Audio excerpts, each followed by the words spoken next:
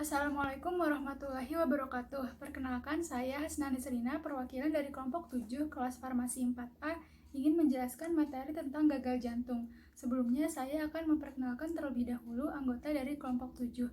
Yang pertama ada Andin Raveliani, NPM 02. Yang kedua ada Cindy Maulida, NPM 03. Ada saya, Hasnani Serina, NPM 07. Ada Nur Layala, NPM 12. Dan yang terakhir ada Anastia Eka Agustin, NPM 25. Definisi gagal jantung. Gagal jantung merupakan tahap akhir dari seluruh penyakit jantung dan merupakan masalah kesehatan dunia. Gagal jantung erat kaitannya dengan penurunan kualitas hidup dan mortalitas tinggi, serta dapat mengakibatkan ketidakmampuan fisik secara kronik sehingga menjadi beban ekonomi yang tinggi. Gagal jantung didefinisikan sebagai kondisi di mana jantung tidak lagi dapat memompakan cukup darah ke jaringan tubuh. Keadaan ini dapat timbul dengan atau tanpa penyakit jantung.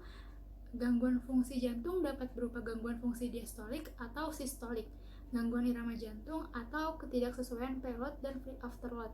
Keadaan ini dapat menyebabkan kematian pada pasien. Gagal jantung dapat dibagi menjadi gagal jantung kiri dan gagal jantung kanan. Gagal jantung juga dapat dibagi menjadi gagal jantung akut, gagal jantung kronis dekompensasi, serta gagal jantung kronis. Golongan obat gagal jantung. Yang pertama ada penghambat ACE, kedua antagonis angiotensin 2, ketiga diuretik, keempat antagonis aldosteron, kelima beta blocker, keenam vasodilator lain, ketujuh glikosida jantung, kedelapan inotropik lain, kesembilan antitrombotik, dan yang kesepuluh anti-aritmia. Mekanisme kerja dan efek farmakodinamik. Yang pertama pada penghambat ACE. Penghambat ACE bekerja dengan menghambat konversi angiotensin 1 menjadi angiotensin 2. Penghambat ACE dengan mengurangi pembentukan angiotensin 2 akan menghambat aktivitas angiotensin 2 di reseptor angiotensin tipe 1 maupun angiotensin tipe 2. Stimulasi reseptor angiotensin tipe 1 menyebabkan vasokonstriksi, stimulasi, dan pengelepasan aldosteron, peningkatan aktivitas simpatis, dan hipertrofi miokard. Reseptor angiotensin tipe 2 memperantai stimulasi apoptosis dan antiproliferasi. Pengurangan hipertrofi miokard dan penurunan preload jantung akan menghambat progresi remodeling jantung. Apabila progresi remodeling jantung dihambat, maka dapat mengurangi mortalitas dan morbiditas akibat gagal jantung. Contoh obatnya adalah kaptropil, enalapril, lisinopril, pramipil, dan trandolapril. Yang kedua, antagonis angiotensin 2. Antagonis angiotensin 2 bekerja dengan menghambat aktivitas angiotensin 2 hanya di reseptor angiotensin tipe 1 dan tidak di reseptor angiotensin tipe 2. Maka disebut juga angiotensin tipe 1 blocker. Tidak adanya hambatan kinase 2 menyebabkan bradikinin dipecah menjadi kinin inaktif, sehingga vasodilator nitrogen monoksida dan vasodilator prostacyclin tidak terbentuk. Karena itu, angiotensin tipe 1 blocker tidak menimbulkan efek samping batuk kering. Contoh obatnya itu kandersatan, losartan, dan valsartan. Yang ketiga, diuretik.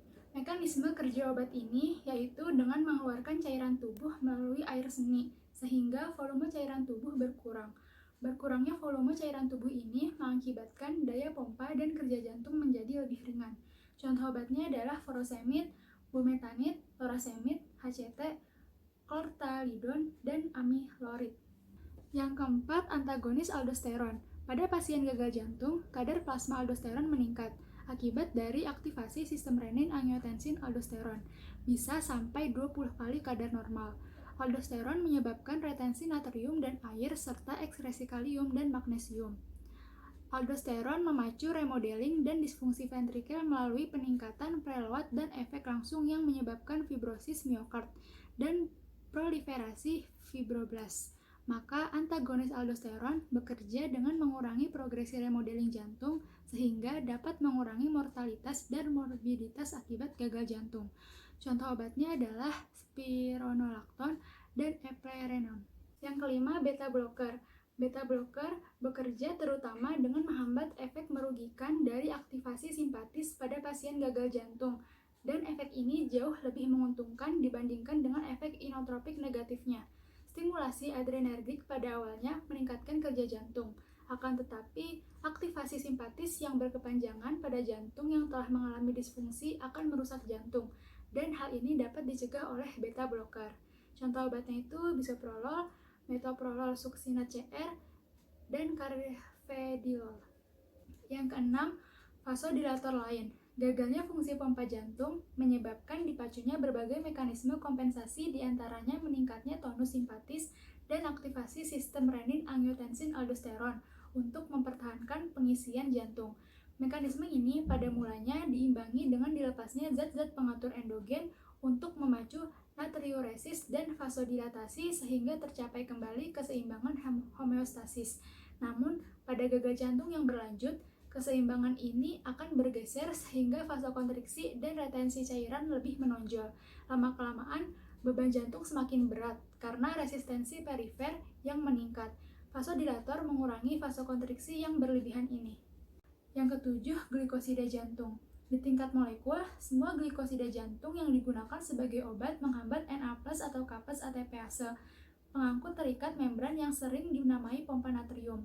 Meskipun terdapat beberapa isoform dari ATPase ini dengan sensitivitas bervariasi terhadap glikosida, namun isoform-isoform ini tidak banyak berubah selama evolusi. Inhibisi pengangkut ini dalam berbagai kisaran dosis telah dibuktikan di semua jaringan yang diteliti.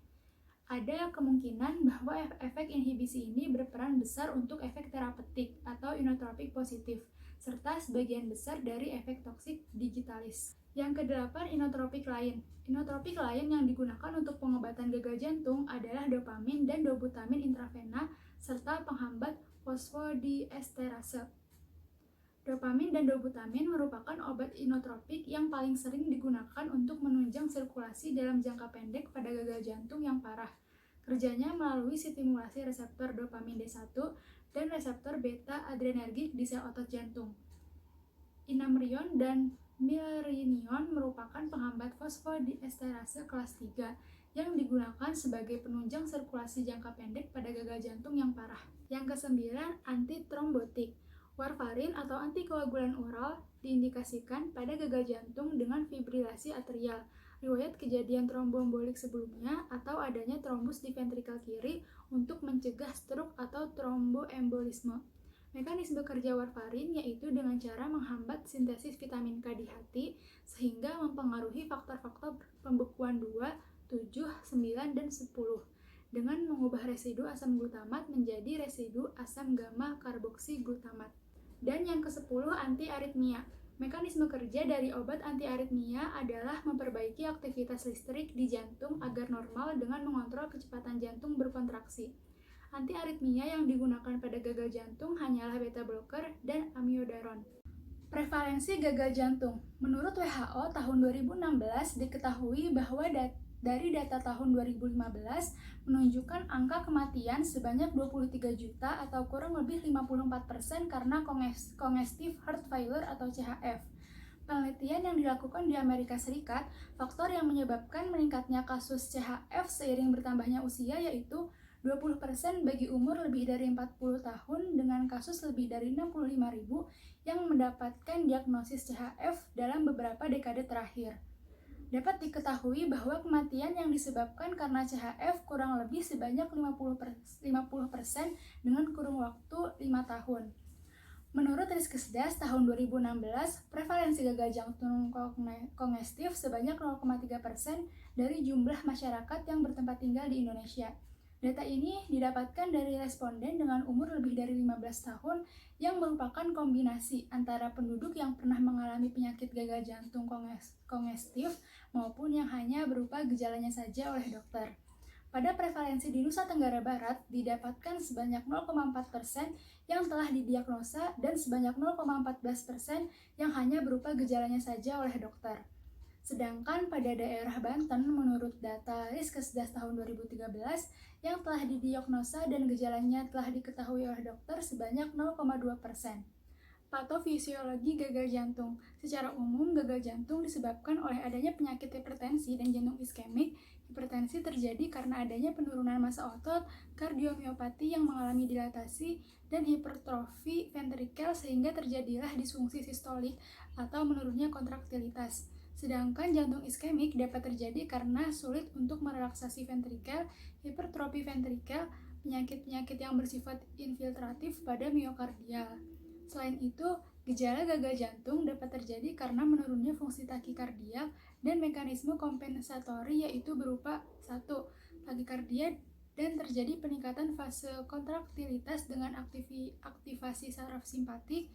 Yang kedua, terjadinya Frank Starling dapat meningkatkan prabeban sehingga terjadi peningkatan volume sekuncup.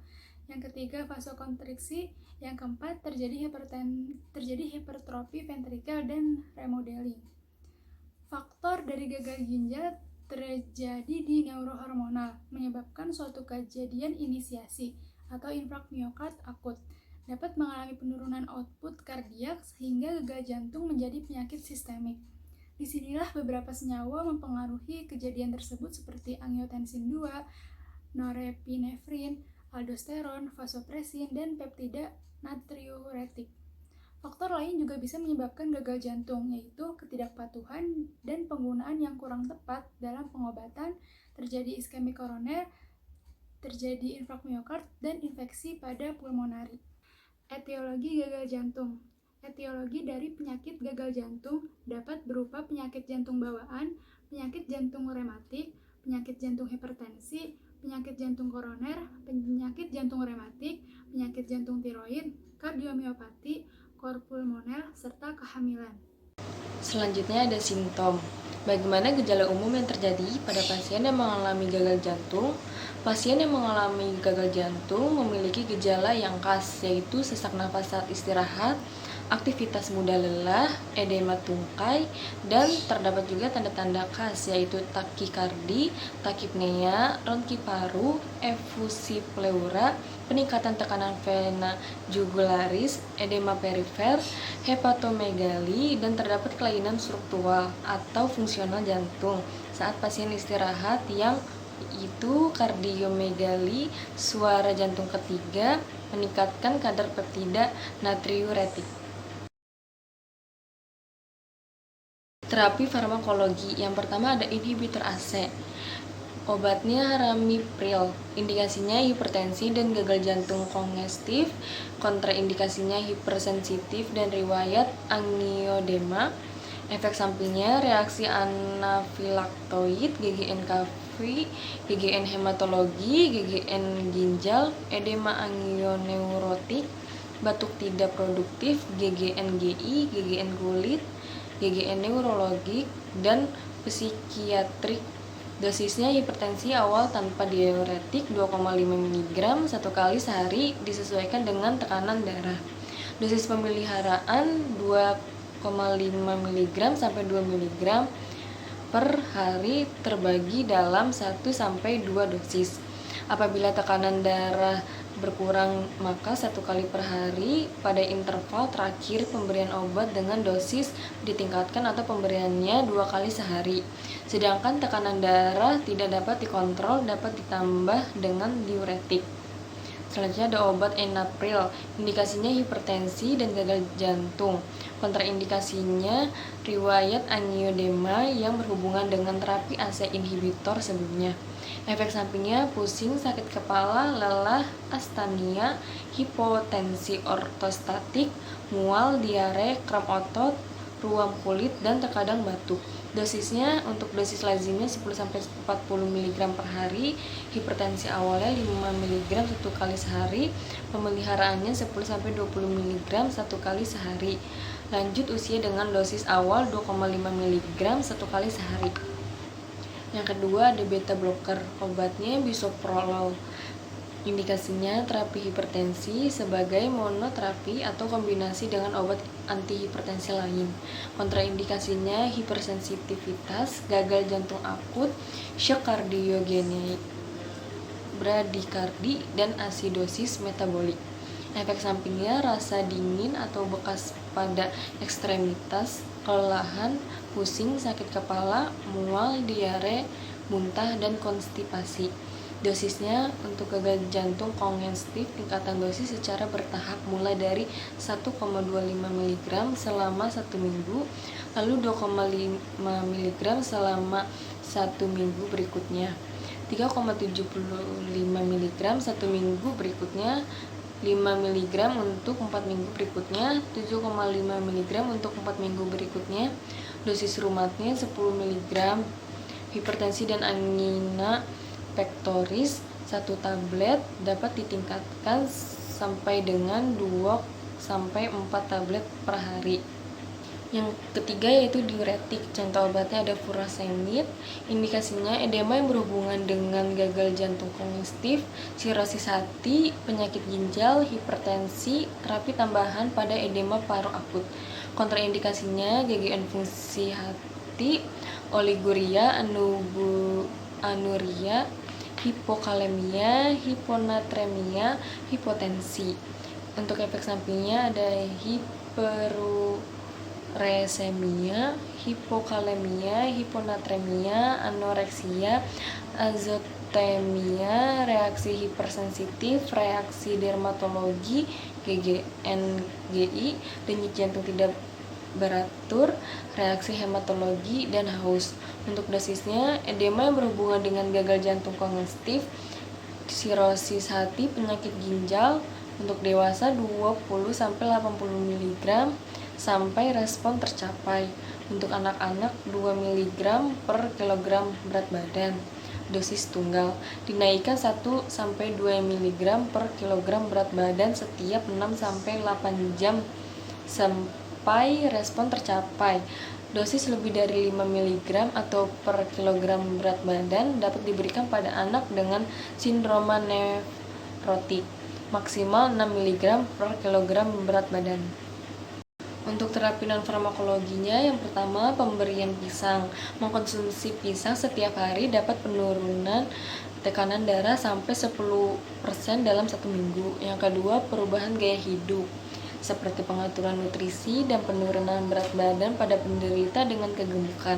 Yang ketiga, pembatasan asupan garam, konsumsi alkohol, serta pembatasan upan cairan perlu dianjurkan pada penderita terutama pada kasus gagal jantung kongestif berat.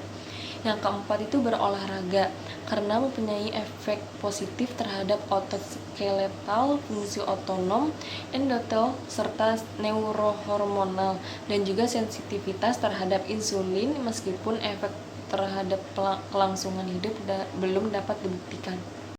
Penata laksanaan terapi farmakologi. Yang pertama ada angiotensin converting enzyme inhibitor. Obat-obatan yang termasuk dalam golongan AC inhibitor antara lain katropil, ramipril, lisinopril. Obat golongan ini mencegah konversi angiotensin 1 menjadi angiotensin 2. Yang kedua itu ada angiotensin 2 reseptor blocker. Golongan obat ini direkomendasikan jika pemberian obat AC inhibitor tidak dapat ditoleransi pemberiannya.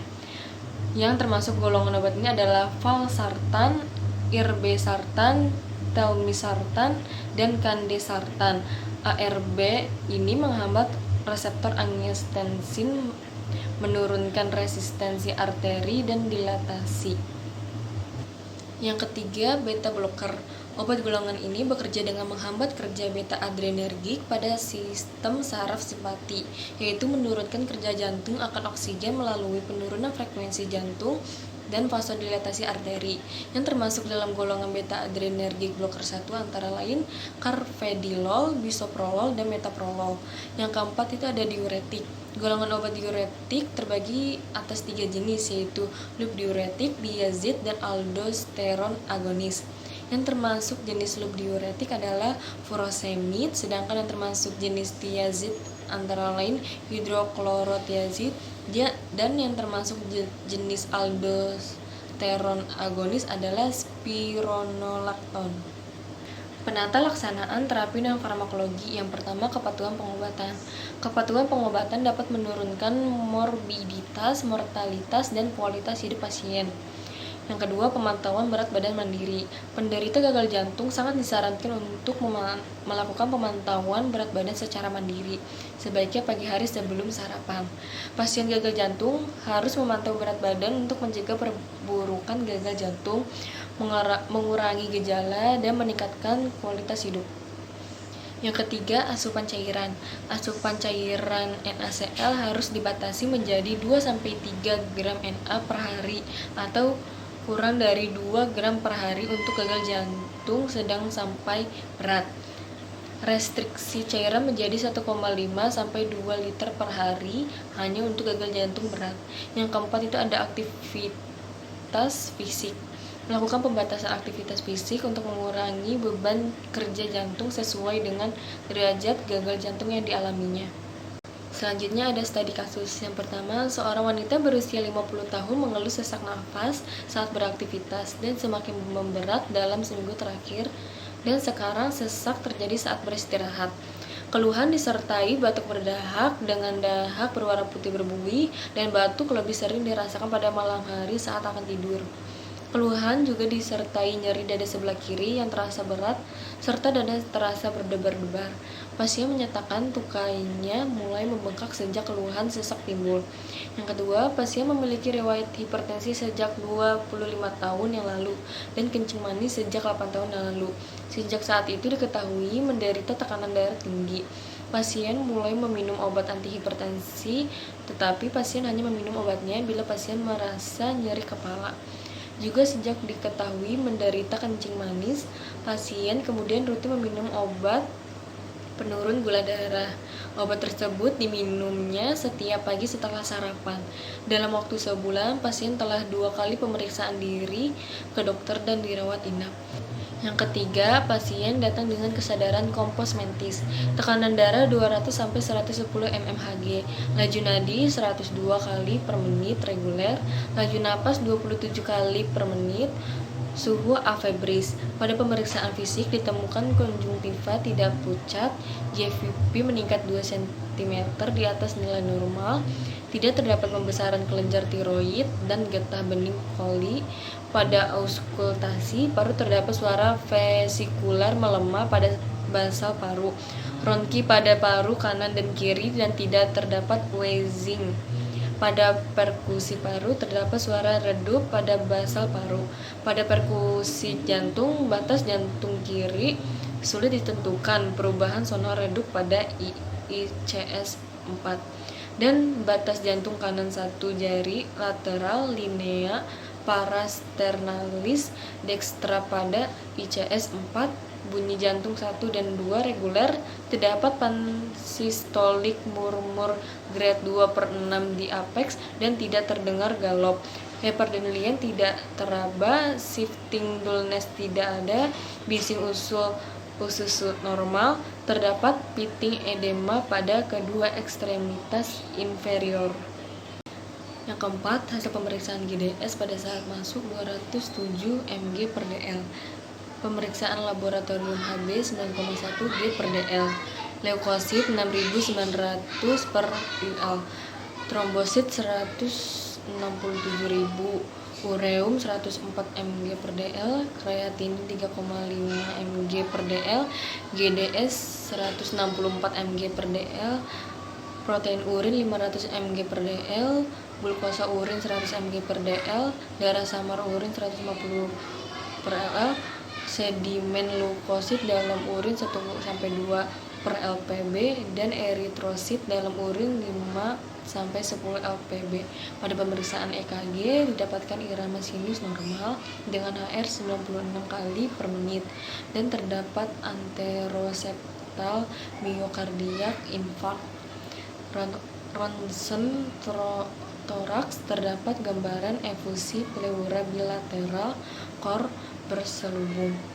Yang kelima, dari data-data di atas ditegakkan diagnosis heart failure NIHA kelas 4 et causa hypertensive heart disease HHD dan DM tipe 2, dan efusi pleura bilateral dan anteroseptal myocardiac infarct. Solusinya, pasien awalnya mendapat terapi oksigen nafas nasal 2-3 liter per menit. Captopril 3 kali 12,5 mg, furosemid 3 kali 20 mg IF, spironolakton 1 kali 12,5 mg, bisoprolol 1 kali 1,25 mg, aspirin 1 kali 75 mg, isosorbit dinitrat 3 kali 5 mg, dan terapi insulin. Pasien dirawat inap di ruang perawatan. Selama perawatan, obat-obatan disesuaikan sampai dengan dosis optimal.